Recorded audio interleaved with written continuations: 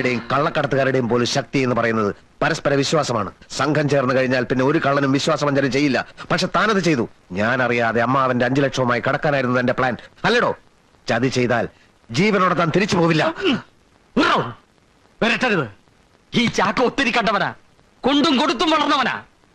ഇക്കാലം അത്രയും ക്രോസിനരച്ചും വിക്സ് അരച്ചും ഞാൻ കഷ്ടപ്പെട്ടുണ്ടാക്കിയ കാശ് മുഴുവൻ ആ വട്ടുമണ്ണ് കുളത്തിലെറിഞ്ഞു.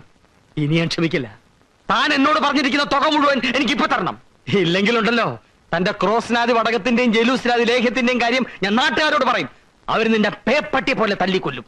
ആ പെണ്ണിന് നിന്റെ അനിയും കെട്ടും, നീ ഗോപിയും വരയ്ക്കും. അല്ല, എന്നാലും നമ്മൾ ഒരുമിച്ച് ഒരു കാര്യത്തിന് ഇറങ്ങി തിരിച്ചു. എനിക്ക് എന്റെ ഇന്ദുവിനെ വേണം.